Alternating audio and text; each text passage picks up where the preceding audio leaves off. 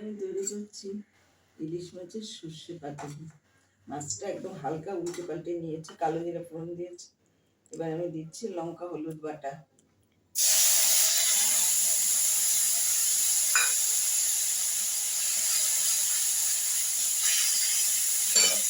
আলুটা আমি একটু ফাটিয়ে নিয়েছি। এবার আমি ফেলে দিচ্ছি আলুটা,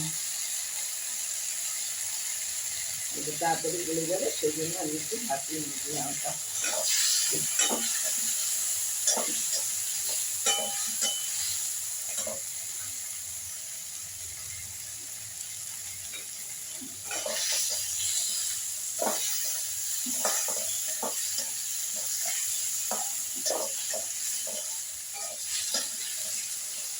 আমি দিয়ে দিলাম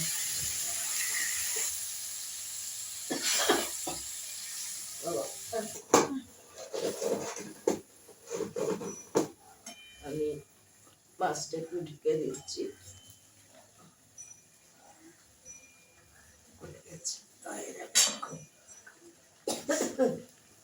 একটা কাঁচা লঙ্কা দিয়ে দিচ্ছি, যে খাবে খাবে। ওটা মাছটা ঢেকে দিচ্ছি। এখানে আমার সর্ষে বাটা, কালো সর্ষে একটা বড়, আর একটা মানে গুঁড়ি সর্ষে একদম, সেটা এই দুটো আমি সামান্য একটু লঙ্কা হলুদ দিয়ে আমি ফেটিয়ে দিয়ে দিচ্ছি। হয়ে গেছে, এই সর্ষে বাটাটা দিয়ে নামিয়ে দিচ্ছি।